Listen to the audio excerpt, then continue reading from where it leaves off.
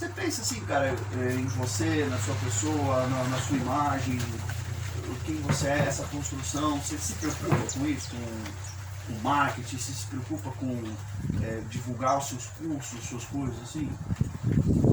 Cara, Você tem noção de quanto isso... eu assim...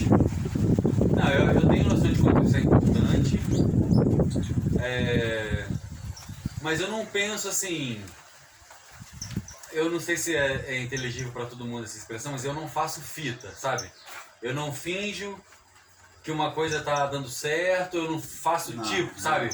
Aquela pessoa que faz tipo, assim, então, fingir. Não. Então, assim, eu me preocupo em passar a minha imagem no sentido de não falar as coisas sem pensar, de não passar uma ideia errada do que eu sou de verdade, porque eu tô nervoso num certo momento, e aí, né, acuso alguém, falo, né, faço uma acusação vã a uma pessoa a quem eu não conheço bem. Então eu me preocupo com a minha imagem nesse sentido, mas não finjo ser em nenhum momento que eu não sou para poder vender mais curso.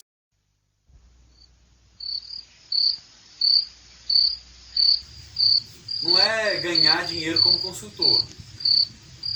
Eu preciso ganhar dinheiro também, mas o meu propósito é também ganhar dinheiro, mas com agrofloresta, com diversidade, porque se a pessoa implementa uma monocultura, na minha concepção, ela está indo para trás. Ela está diminuindo a quantidade de vida naquele lugar, porque ela tem uma espécie numa área e poucas florestas têm uma espécie só numa área. Então eu quero criar floresta, o que eu quero deixar para o mundo, o dinheiro é para eu comprar o meu arroz, que eu não planto arroz, para eu colocar gasolina no meu carro, visitar minha família. O dinheiro é para isso. O que eu quero deixar para o mundo é floresta, né? Legal. Então, assim, a ideia minha disso, área, cara, as outras áreas, então se a pessoa... E trazer dignidade para os agricultores também, né? Se eu estou num assentamento sem terra, o cara fala, eu queria melhorar aqui o meu consórcio de milho, feijão, abóbora e fruta. Não vai plantar floresta, mas beleza, vai trazer dignidade para ele. Daqui a pouco ele vai entender a importância de botar uma floresta ali. Mas para alguém que já tem né? Já tem dinheiro, quer fazer um plantio comercial de monocultura, não é eu não me envolvo. Não é a sua proposta. A sua proposta é exatamente com o ideal que você tem traçado. Que é isso que a gente...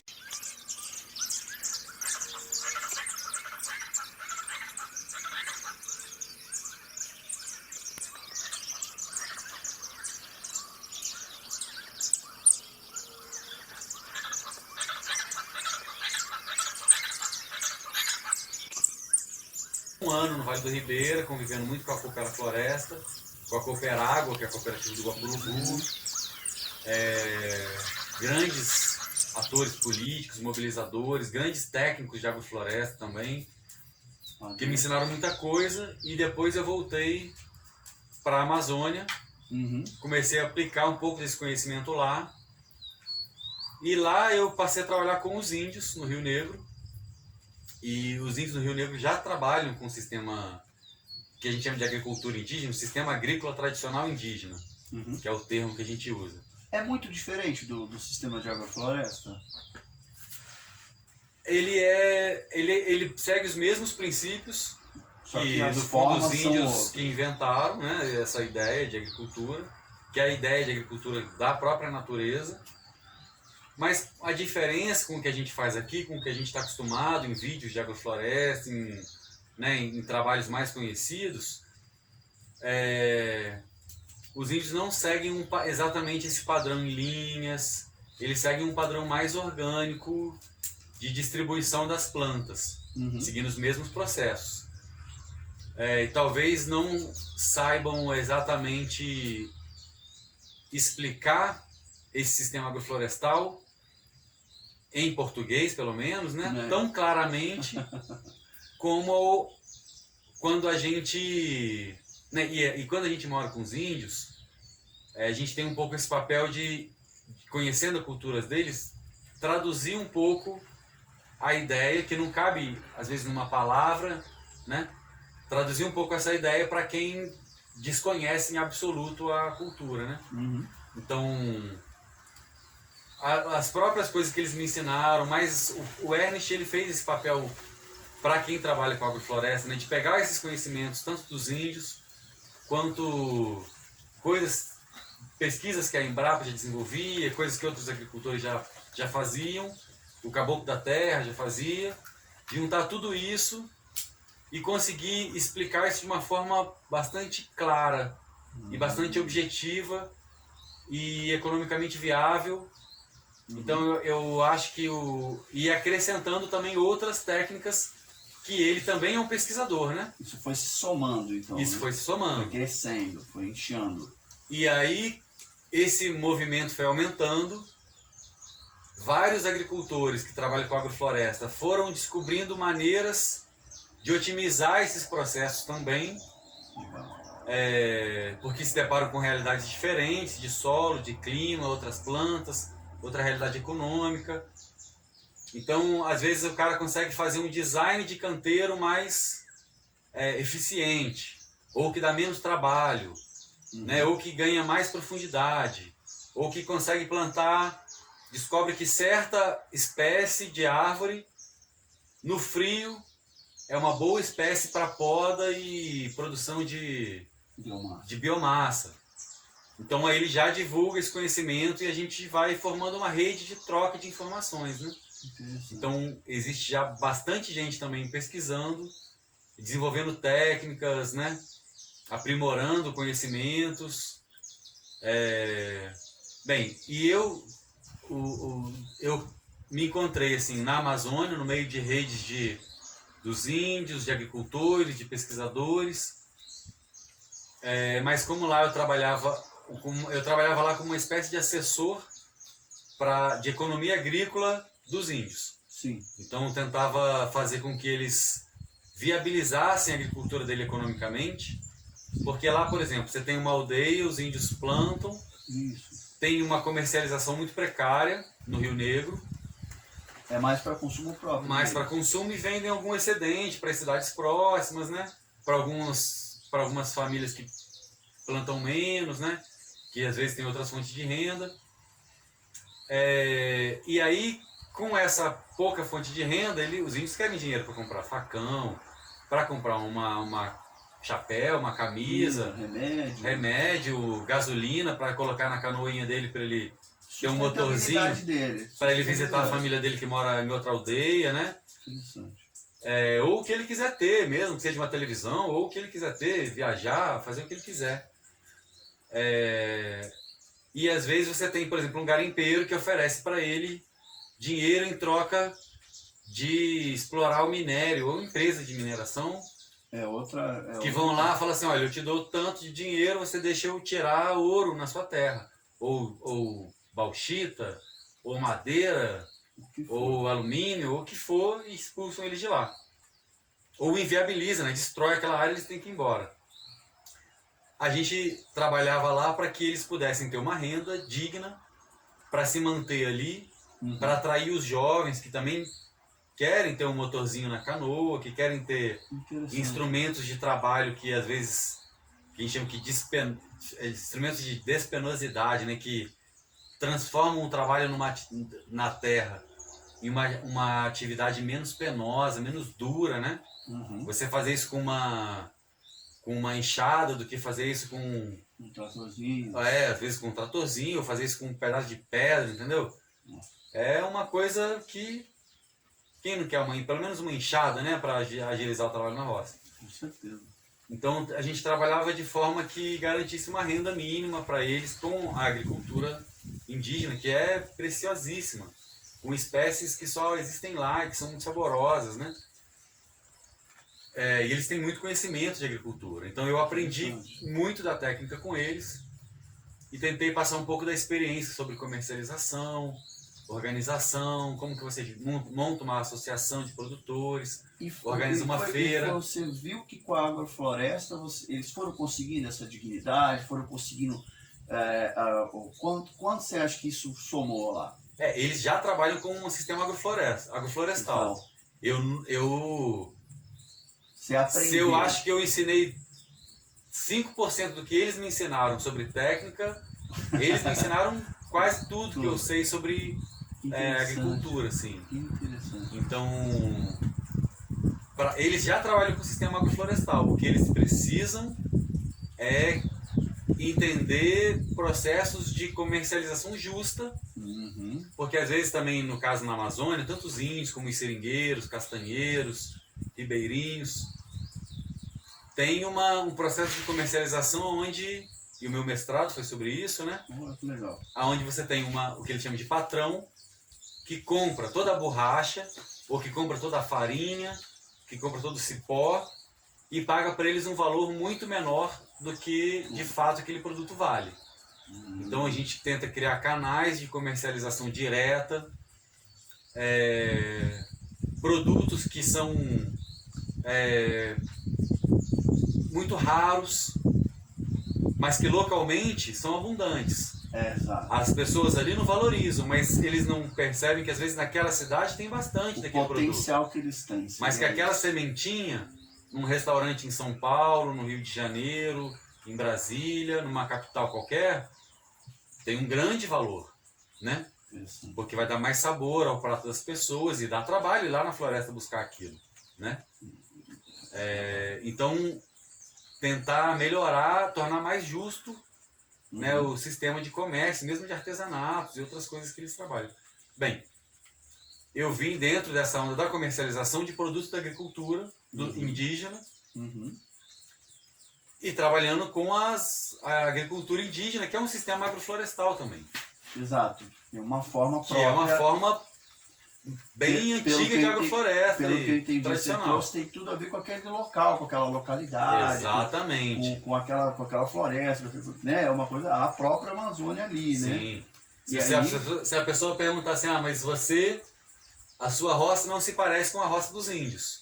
Porque eu estou num outro contexto. Exato. Eu estou num contexto de recuperar um pasto degradado. E não de fazer agricultura debaixo de uma floresta. Então, para recuperar um pasto degradado, o processo é completamente diferente. Exato. Você disse que ficou muitos anos lá. Quando que teve o start, Wide, de vir para cá? O que aconteceu para você falar, poxa, eu preciso vir para cá e começar a minha própria terra? Como é que foi isso? Eu acho que quando meu filho nasceu, a gente trabalhava viajando, né? Eu cheguei a ficar, às vezes, 4 ou 5 meses direto numa comunidade ou num rio, sem ver um centro urbano, assim, né? Nossa, e aí passei a ficar 2, passei a ficar 10 dias, 15 dias. Quando meu filho nasceu, às vezes estava ficando 4, 5 dias. E às vezes isso não é suficiente para um trabalho numa aldeia remota, né? Então, meu filho estava começando a entrar em idade escolar já. Então ele precisaria que eu tivesse um porto, né? Um lugar fixo. E eu já sentia muita necessidade de transformar um lugar. De ter um lugar que fosse a minha casa, e eu ia ter a minha roça e sentir as dores e delícias de ser um agricultor. Né? E não mais estar só falando com os outros agricultores o que eles deveriam fazer, como era melhor para eles, se eu mesmo não fazia aquilo para mim. Se um dia eu voltar para esse caminho da assistência técnica, vou ter mais propriedade para dizer, porque hoje eu vivo disso. Faço dia a dia isso. Quando eu faço consultoria sobre agrofloresta, sobre agricultura, seja num assentamento, seja numa comunidade, pode ser uma comunidade mais rica ou mais pobre, o que eu falo da minha experiência própria e não só o que eu vi outras pessoas fazerem. Exato. Porque eu me cansei também de escutar. Isso, eu estava muito farto de escutar as pessoas que vinham das grandes cidades chegarem lá nas aldeias, que iam ou acompanhar o meu trabalho ou desenvolver um outro trabalho e vomitarem ali um conhecimento que elas não tinham. E elas falavam assim, sabia que se você plantar tal coisa com tal coisa, vai produzir mais? Sabia que se você vender num sistema tal, vai ficar bom?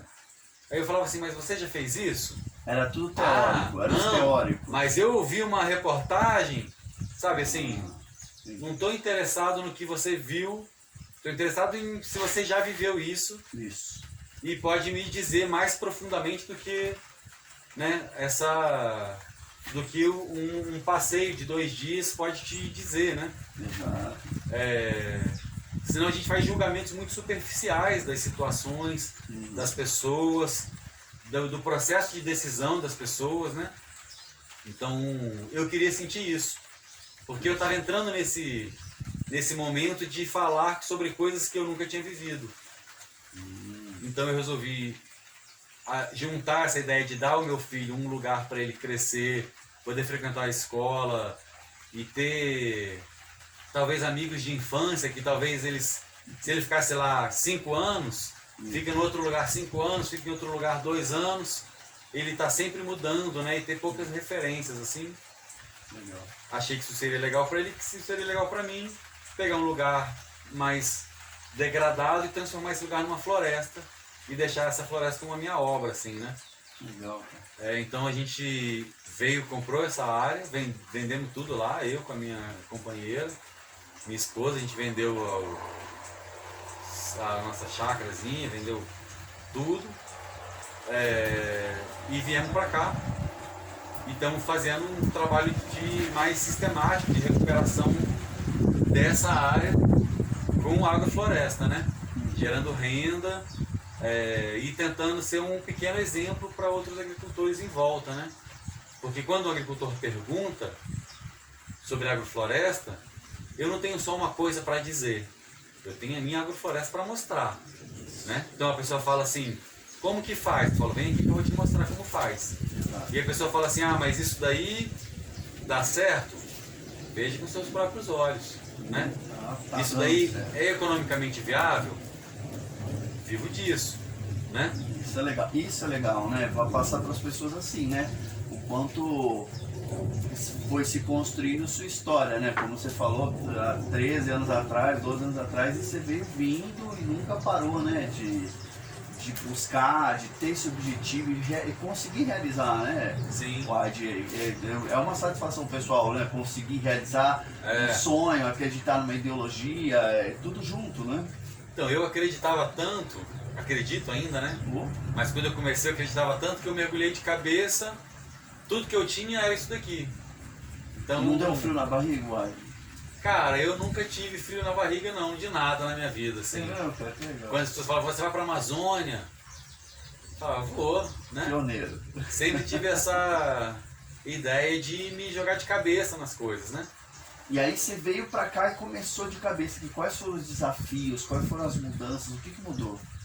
O primeiro desafio era viabilizar economicamente isso aqui, né? Porque na teoria, na prática a teoria é outra, né? Uhum. Então quando você começa a fazer agrofloresta, você tem muitos pequenos detalhes que na prática você precisa se desenvolver mais. Uhum. O próprio preparo físico, né? De quando você dá assistência técnica é uma coisa, de quando você precisa fazer uma roça é outro esforço, né?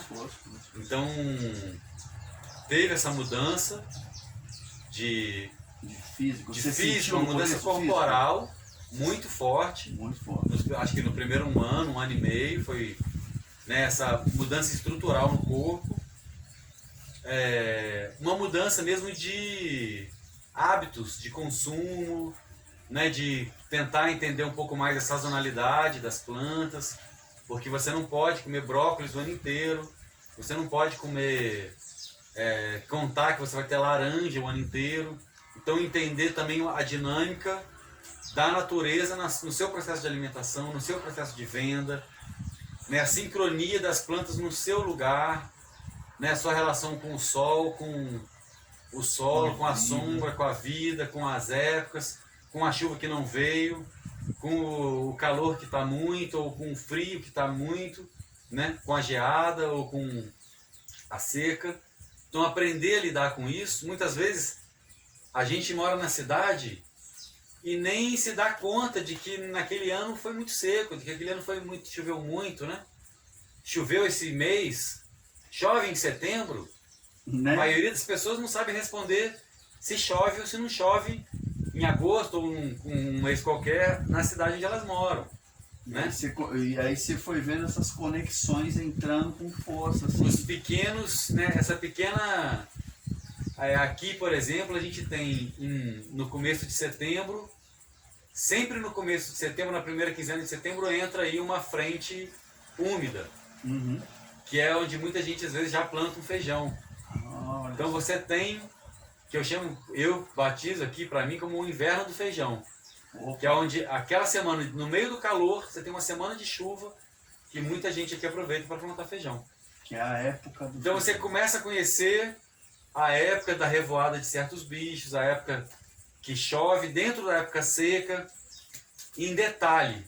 Você precisa conhecer a sua área no detalhe. Isso dá toda a diferença de como vai ser a sua produção de agrofloresta, as suas entropia, escolhas, essa questão toda. as suas escolhas, as espécies que você vai colocar, quando que uma espécie entra, quando que a outra sai, como que você consegue, porque a agrofloresta é isso. É você colocar a agricultura para trabalhar dentro do mecanismo da natureza. Isso. Né? É até legal você falar assim, o quanto ela ajuda nessa preservação ambiental e a diferença da monocultura, o que a monocultura faz com o solo e o que a agrofloresta faz com o solo. Eu acho que vai ficar claro para as pessoas entender esse potencial, né? Então isso é o que o Ernst chama de diferenciar agricultura de processos e agricultura de insumos, né?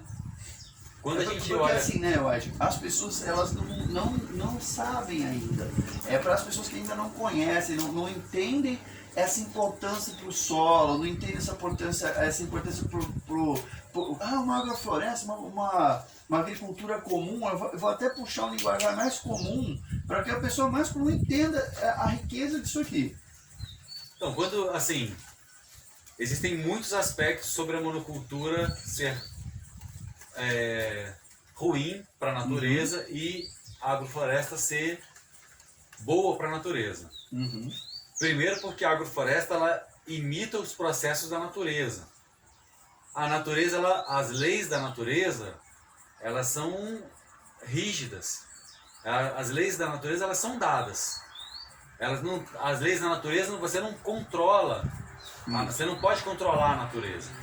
Então quando você faz uma monocultura de soja, ou de algodão, milho, o que seja, mesmo de banana ou eucalipto, todas as plantas são iguais, estão tirando os mesmos nutrientes do solo, estão tirando a mesma quantidade de água do solo, e elas não estão repondo nada para a natureza. Elas só estão sugando. Aí você precisa repor todos aqueles nutrientes de forma artificial para o solo, para que você possa novamente plantar a sua soja ou o seu milho. Quando você coloca várias plantas juntas, porque tem planta que você pode plantar junto, tem planta que não é tão bom plantar junto. Quando você entende o processo de que plantas podem ser plantadas umas com as outras, uma planta ela puxa o fósforo do solo, a outra e joga nitrogênio. A outra puxa o nitrogênio e joga potássio. A outra puxa o potássio e põe biomassa, carbono, água para o solo. Então você consegue criar um sistema equilibrado que está sempre devolvendo para o solo e sempre colocando mais vida, né? E as árvores têm um papel fundamental para voltar os nutrientes para o solo. Tanto que uma lavoura de soja precisa ser adubada todo ano e às vezes mais de uma vez na mesma lavoura. O tempo todo. Uma floresta não precisa ser adubada. Quem é que aduba a Amazônia? Né? A floresta amazônica se auto-fertiliza, se auto-aduba, cria seu próprio solo, né? E quando você tira a floresta, que é o que está acontecendo hoje, você tira a floresta, você tem um solo muito fértil.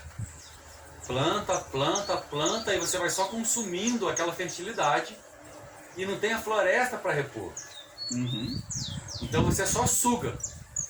Entendo. E aí você transforma aquela área que era uma floresta bonita, vigorosa, num deserto. Então a gente tem processos no mundo inteiro onde o deserto vai avançando em áreas que antes foram florestas, né? Porque não tem essa reposição. Hoje o Cerrado brasileiro, essa área de Brasília, Goiás, parte do Mato Grosso, parte de Minas, que era uma área super rica e super abundante em água, tá virando um deserto. Por conta né? dessas Por conta dessas monoculturas, dessa agricultura insustentável.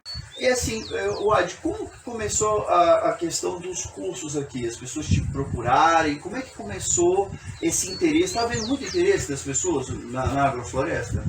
Está tendo cada vez mais interesse, sobretudo dos jovens, né? Uhum. A gente recebe muitas pessoas que às vezes falam assim, eu herdei um sítio do meu avô, não sei o que fazer. Foi uma monocultura lá durante muitos anos e eu chego lá e vejo tudo degradado, né?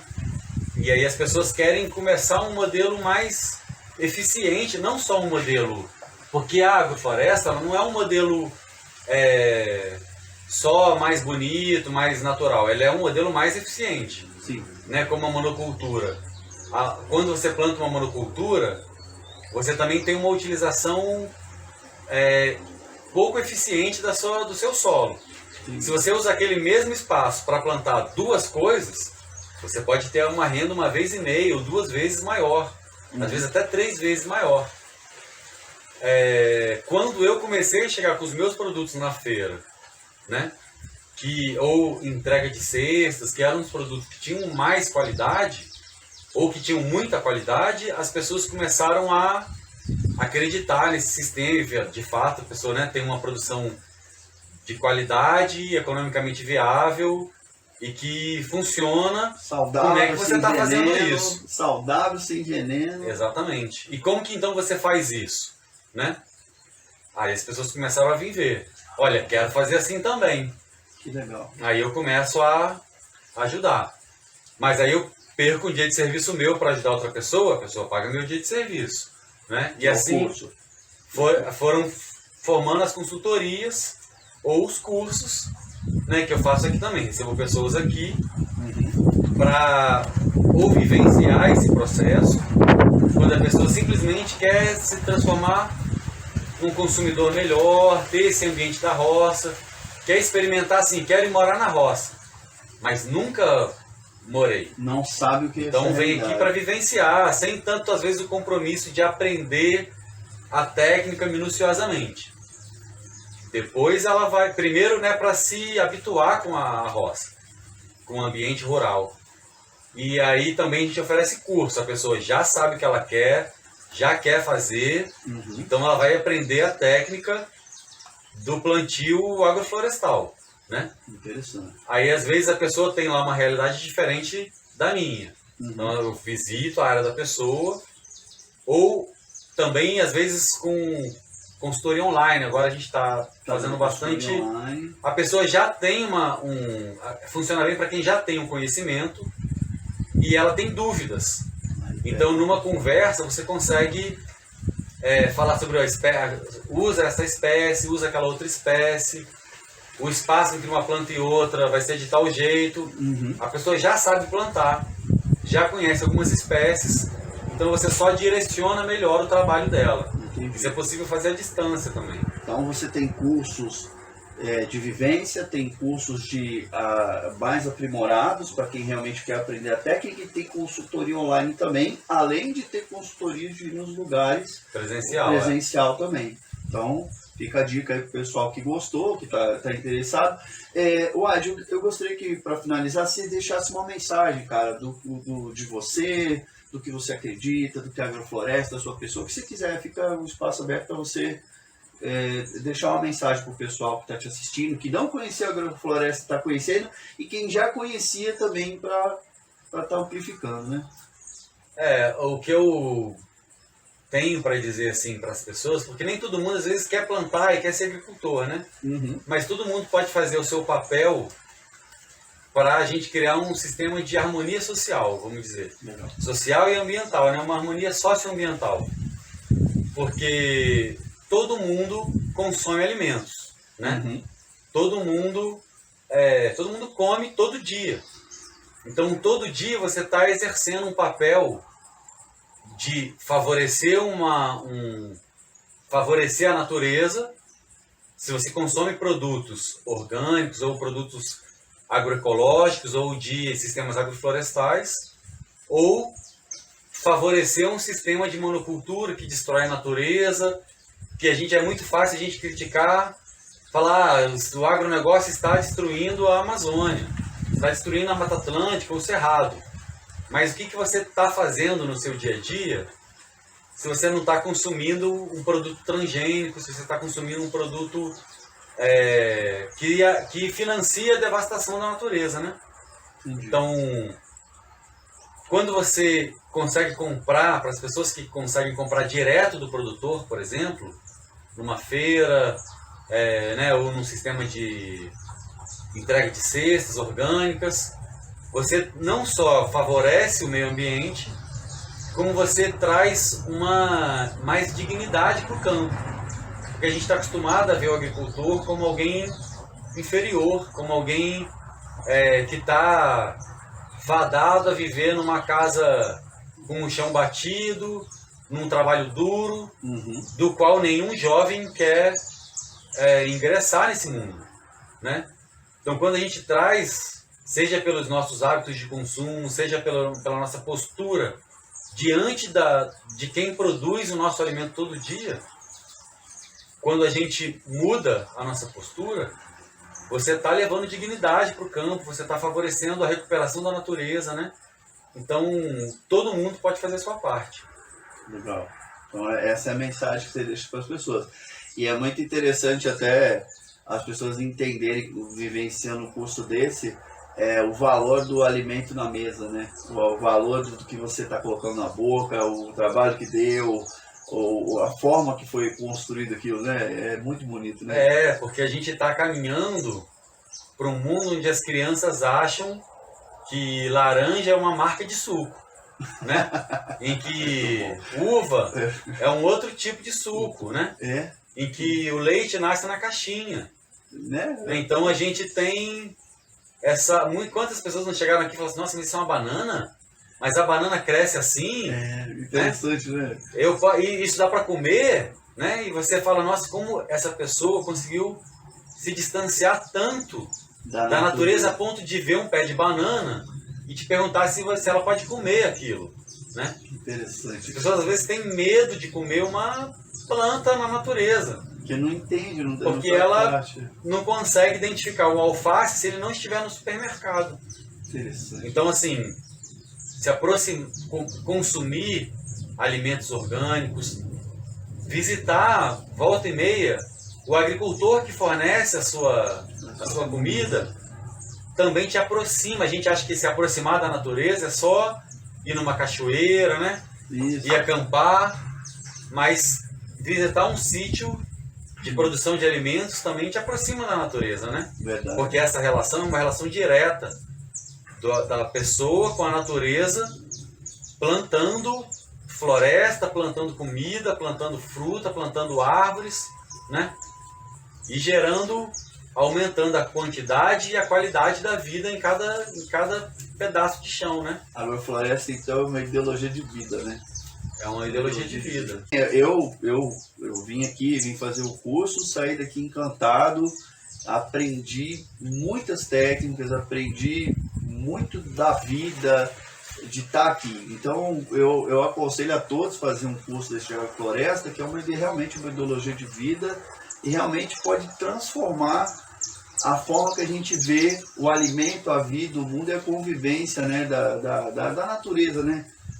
Até é emocionante, gente. Só vocês realmente vindo aqui e conhecer o Adi também, que é uma pessoa assim incrível, um cara de uma sinceridade, saca? E de uma... não dá nem para explicar. É uma coisa, venha aí conhecer o Adi, vocês vão entender o que é um homem integrado na natureza com o campo e com um coração bom, viu? Ó, maior alegria estar aqui. Eu encerro agradecendo vocês e agradecendo você pela entrevista, Adi. Gratidão. Eu que agradeço vocês terem vindo aqui, espero que vocês tenham curtido esses dias, né? E que sejam também vocês lá o foco revolucionário da agrofloresta, da natureza no seu lugar. Né? Agrofloresta, Se cada pessoa for disseminando essa cultura de vida, a gente vai, nesse trabalho de formiguinha, chegar num mundo mais... Um mundo melhor para todo mundo. Um mundo melhor, mais digno para quem produz alimento, mais verde, mais natural, né? Todo mundo ganha com isso. Com certeza. Então é isso. Gratidão, Wade.